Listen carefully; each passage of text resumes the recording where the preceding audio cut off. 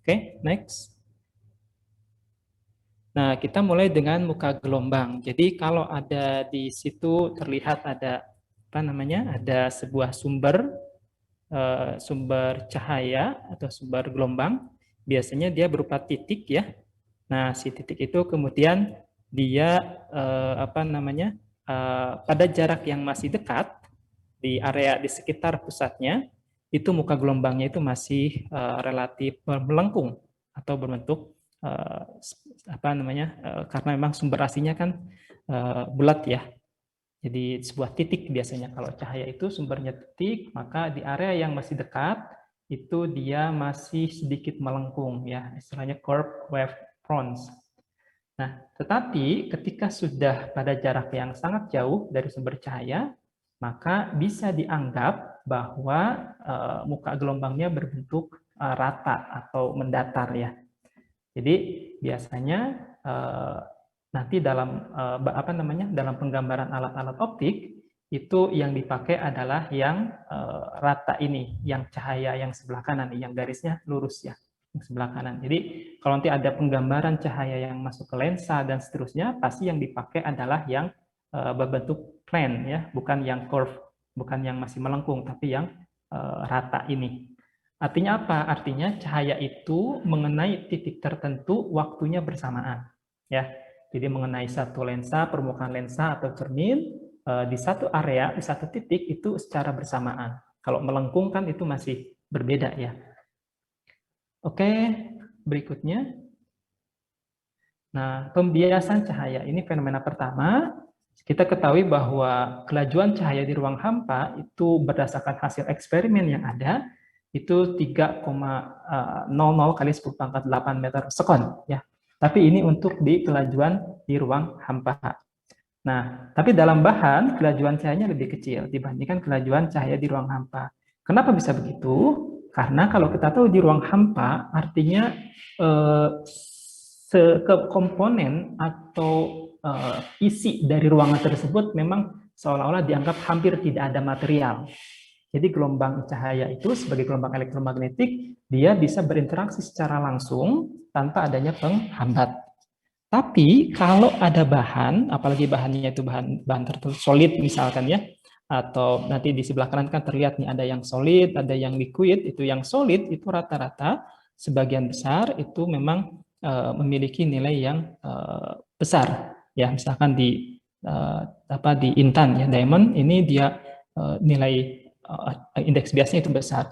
Apa indeks bias itu? Kalau kita lihat di sini, indeks bias itu adalah perbandingan antara kelajuan cahaya di ruang hampa dibagi dengan kelajuan cahaya di dalam bahan. Jadi kalau V ini di dalam bahan itu secara umum pasti akan lebih kecil atau sama, itu pasti nilai dari ininya adalah 1 lebih gitu ya. Jadi misalkan di udara, nah itu yang paling mendekati itu ya di udara 1,00 sekian gitu.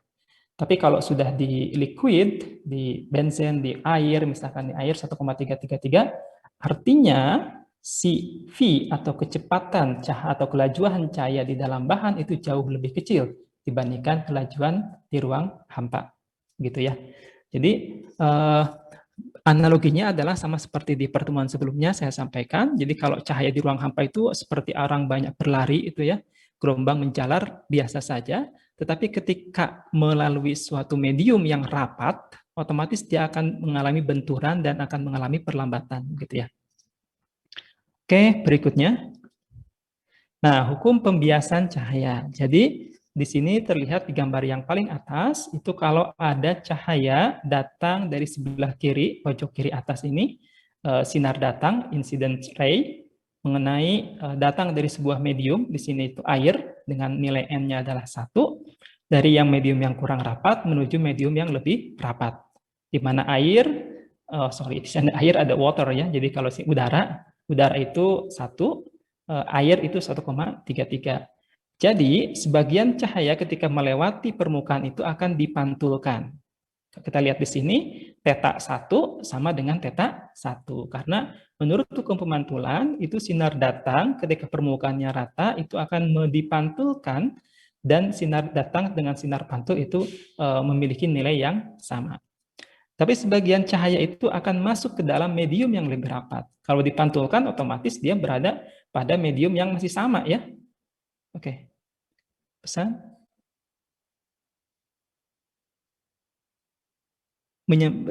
Bapak bisa menulis coret-coret. Oh, gimana caranya? Sorry, saya masih gaptek. Ini gimana cara coret-coret? Ada yang bisa kasih? Pakai annotate, Pak. Di atas gitu ada kayak pilihan gitu, Pak. Di atas? Ada pilihan annotate gitu, Pak. Annotate. Oke, sebentar. Bagian atas ya? View option, bukan?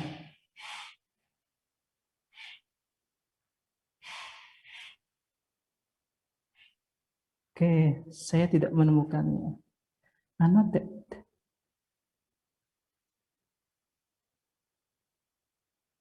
Oke, sebentar. Mana ya? Di saya itu adanya view option. Di situ hanya fit to window 50%, 100, 300, dan request format control, side by side mode, stop participating sharing, participant sharing. Annotate.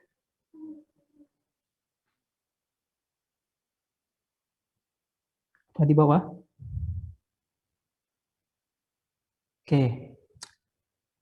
Mohon maaf ya, jadi ngerepotin semua orang ini. Aduh. Gimana?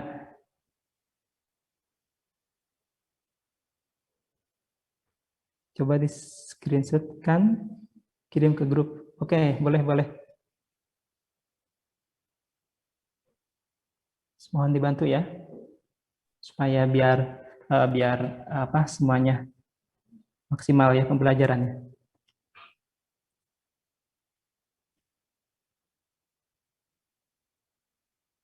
Kalau apa saya coba share screen lagi di saya? Tapi sepertinya masih susah, masih belum bisa.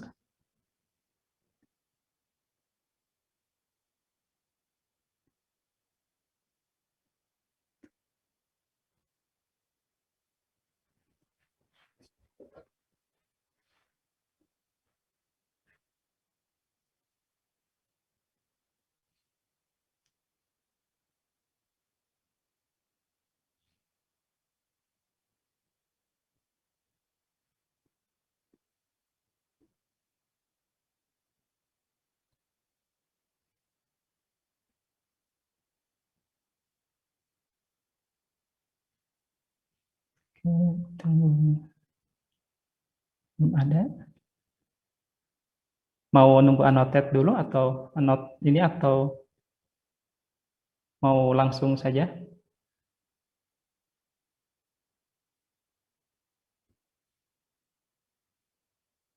Oke, oh situ.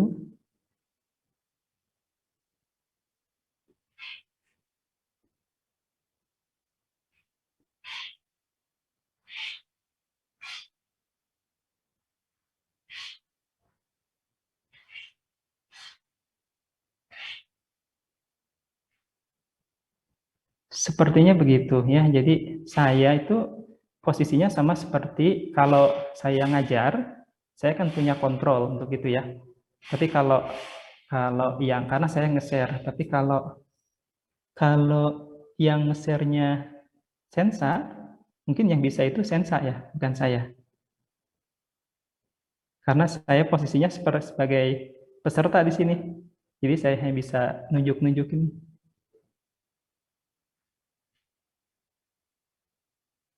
Oke, coba request control ya. Wah, belajar banyak nih ini. Request. Oke, saya request ke Sensa. Mohon di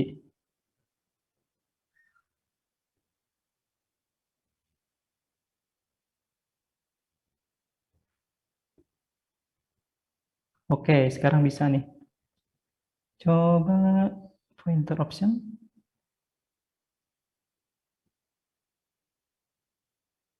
Oke, sudah terlihat nggak?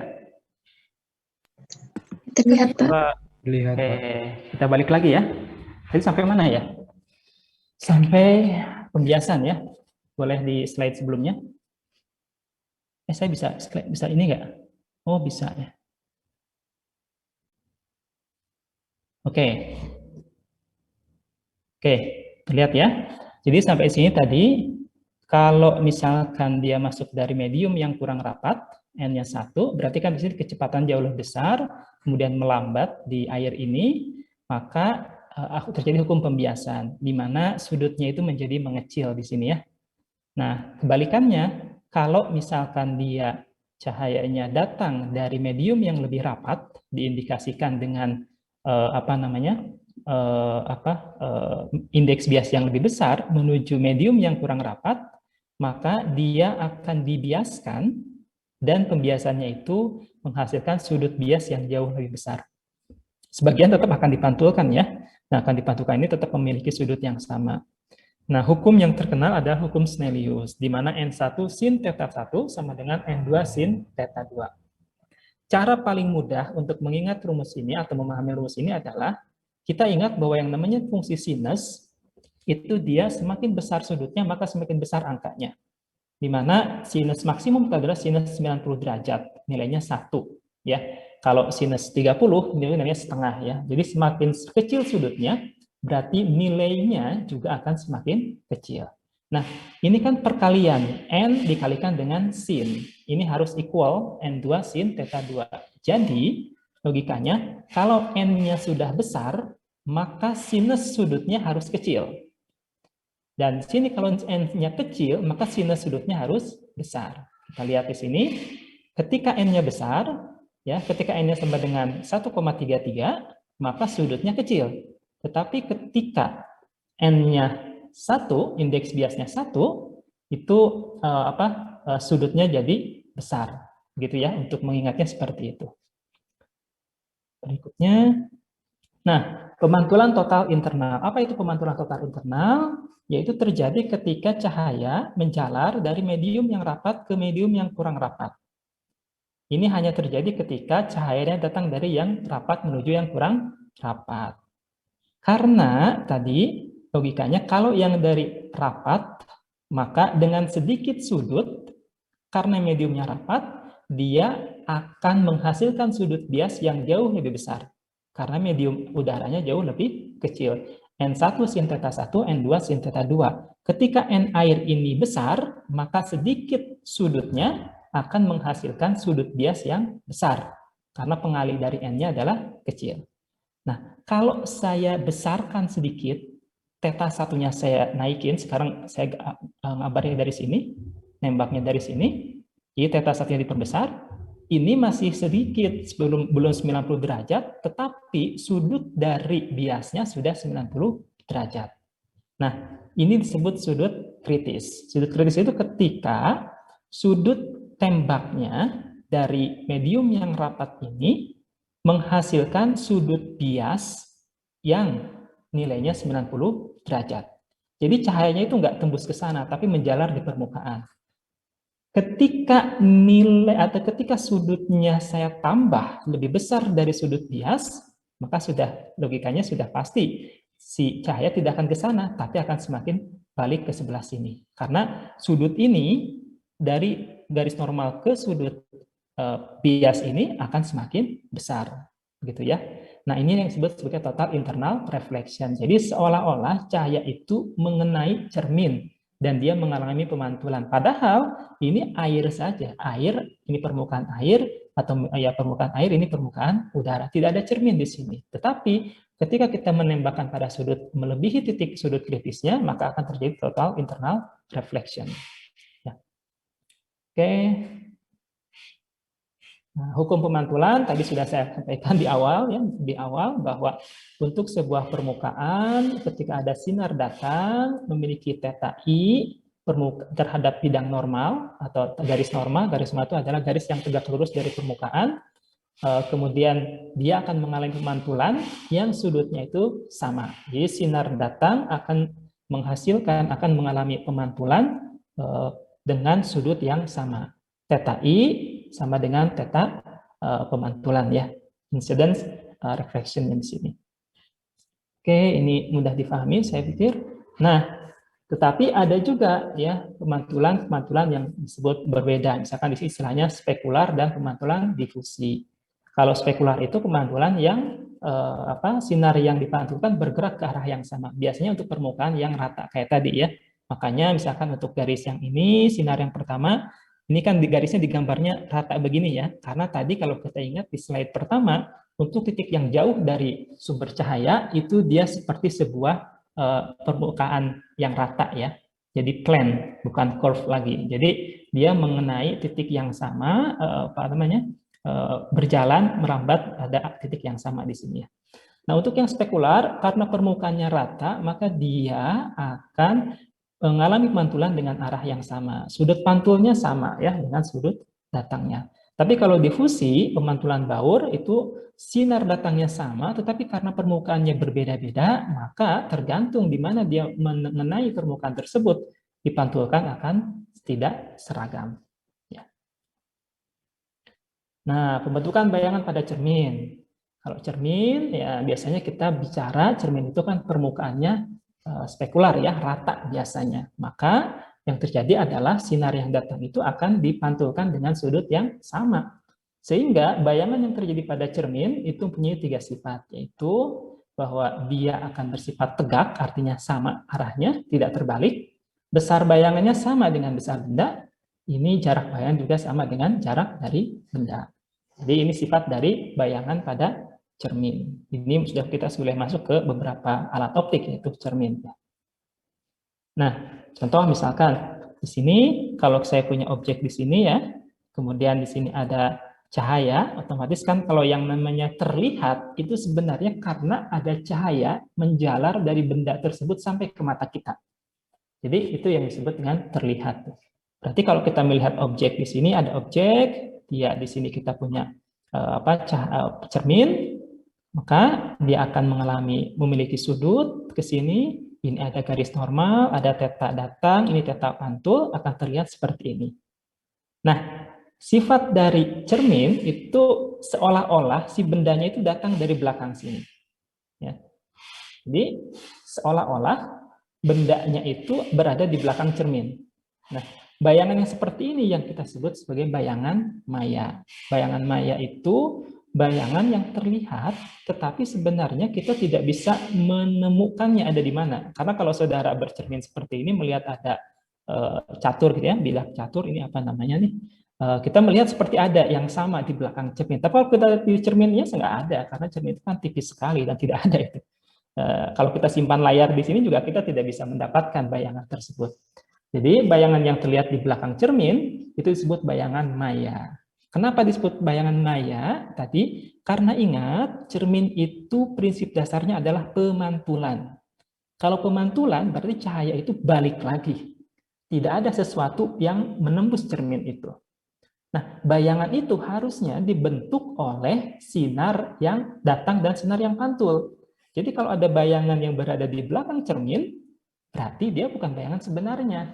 Bayangan yang sifatnya maya tadi. Apakah ada bayangan nyata? Ada, nanti kita lihat ya. Nah, jadi kalau kita bicara di sini, ini hanya geometris saja, ingin menunjukkan bahwa dengan menghitung sudut datang, tetanya sama, kemudian di sini kita punya 90 derajat, begitu ya. 90 derajat berarti BI. BI itu adalah berarti 90 derajat dikurangi theta. Nah, ini sudut ini akan sama, titik ke sini ya. Jadi ada 90 derajat, maka bisa dibuktikan secara geometris bahwa D0 atau jarak dari benda ke cermin itu sama dengan DI, itu jarak dari cermin ke bayangan. Karena D0 sama dengan DI, maka sifat bayangannya tidak diperbesar, tapi sama besar ya. Sama besar. Jadi sifat bayangan untuk cermin itu tegak, kemudian maya, dan sama besar. Ini cermin datar ya. Nah, kemudian ada lagi cermin sferis atau cermin melengkung. Nah, cermin melengkung itu ada 2 jenis. Ada cermin cekung, di mana ini adalah bagian yang memantulkan. Ada cermin cembung, di mana bagian ini yang memantulkan. Terlihat di sini ya. Jadi, bagian dalam permukaan sferis, jadi kalau misalkan ini adalah spherical mirror, jadi kalau ini bagian dalamnya berarti cermin cekung. Kalau misalkan yang jadi cerminnya bagian luar, itu berarti cermin cembung. Kita sudah tahu lah untuk masalah ini ya. Jadi ketika datang sinar dari sebelah kiri mengenai bagian yang memantulkan, dia akan dipantulkan. Ketika dia bagian dalamnya tapi cermin cekung, ketika bagian luarnya cermin cembung.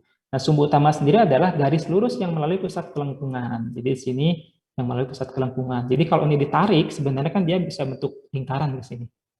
Makanya nanti akan muncul namanya jari-jari kelengkungan. Jari-jari kelengkungan itu ya muncul dari benda yang melingkar ini sebenarnya. Jadi semakin besar cerminnya gitu ya, ini semakin kecil lengkungannya. Semakin kecil jari-jarinya berarti ya lengkungannya sudah semakin kecil. Oke, nah sekarang kita masuk ke cermin cekung. Jadi kalau kita lihat di sini, ternyata ketika ada sinar datang ke sini, itu aktualnya dia akan dipantulkan pada sebuah titik tertentu, ya. Nah, titik tertentu itu setelah dihitung-hitung berdasarkan geometri di sini ada theta di sini, ada theta di sini, kemudian ada theta lagi di sini.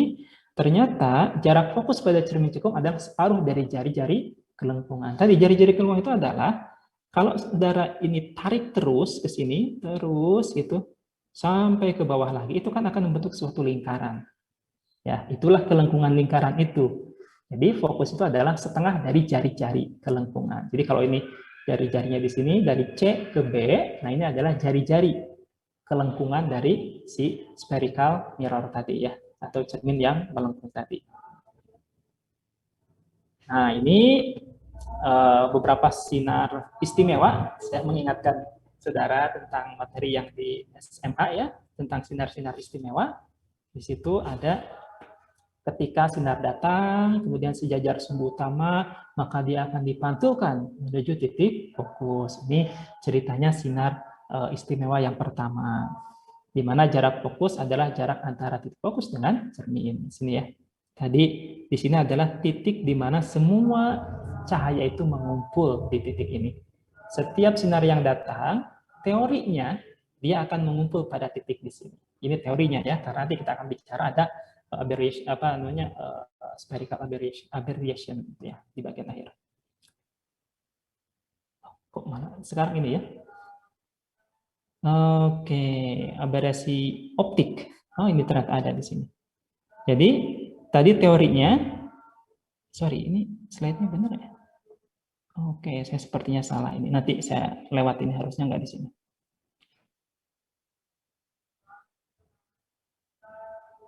Oke, nah ini sinar istimewa pada cermin cekung ada 3 ya. Jadi ketika yang pertama, ketika dia sejajar dengan sumbu utama, dia akan dipantulkan menuju titik fokus. Yang kedua, ini kebalikan dari yang tadi, dia akan datang dari titik fokus, maka dia akan sejajar dengan sumbu utama. Jadi yang sinar 1 dan sinar 2 itu berkebalikan ya. Nah, kalau yang ini dia sinar datang dari pusat kelengkungan, dari titik ini, maka akan mengenai si benda, maka dia akan dibalikin atau dipantulkan balik ke titik yang sama. Jadi, kenapa sih kita perlu sinar istimewa? Sebenarnya ketika menggambar bayangan, itu kan sinarnya banyak sebenarnya. Sinarnya itu banyak, nggak cuma 3. Tetapi, cukup dengan 3 sinar ini saja, sebenarnya kita sudah bisa menentukan di mana posisi bayangan. Jadi gitu. Jadi kita tidak perlu kita tidak perlu menggambar banyak sekali sinar untuk bisa mendapatkan bayangan. Cukup dengan memperhatikan 3 kejadian atau 3 sumber sinar ini, maka kita sudah bisa menentukan di mana posisi bayangannya. Gitu ya. Oke, contoh misalkan bentukan bayangan pada cermin cekung. Nah, saya punya objek di sini. Punya objek sini tadi. Yang pertama sinarnya adalah sejajar dengan sumbu utama, akan dipantulkan ke F, terus gambar. Seingat saya dulu waktu SMA, saudara atau saya dulu pernah disuruh menggambar sama guru fisika itu begini. Jadi suruh menggambar sampai panjang terus gitu kan, sampai titik tertentu. Ini sinar pertama. Kemudian sinar kedua, silakan gambar ke titik fokus, kemudian dibuat rata atau sejajar dengan garis sumbu horizontal ini. Ketiga, dari titik C ini, dari jari kelengkungan, tarik gambar sini, terus. Sampai akhirnya ketemu di satu titik. Nah, titik ini disebut bayangan yang nyata. Ya, sifatnya nyata. Nyata itu maksudnya kalau kita simpan kertas di sini, maka tanda panah itu akan terlihat. Ya, dan sifatnya akan, kalau kita lihat, terbalik dan diperbesar. Oke. Nah, jadi kembali lagi, cukup dengan 3 ini kita bisa mendapatkan bayangan. Di mana letak bayangan itu? Kalau kita lihat, kalau objeknya disimpan di antara fokus dengan jari-jari kelengkungan, ternyata sifat bayangannya adalah terbalik, nyata, terbalik, dan diperbesar. Kalau saya balik, sekarang objeknya di sini. Objeknya di tempat yang lebih besar dari jari-jari kelengkungan. Dengan menggambar pola yang sama, ya kita sudah bisa menduga, maka objeknya akan ada, bayangannya akan terlihat ada di sini. Ya, jadi ini seperti tertukar tadi ya posisinya. Nah, artinya kalau objeknya berada di posisi lebih besar dari jari-jari kelengkungan, maka sifat bayangannya adalah tegak, nyata, dan diperkecil. Ya. Tapi ada juga di mana ketika cermin cekung itu menghasilkan virtual image atau bayangan maya. Bayangan maya itu tadi saya katakan, setiap bayangan yang berada di belakang cermin itu disebut maya. Karena faktanya tidak ada cahaya yang menembus cermin. Terjadi ketika apa? Objek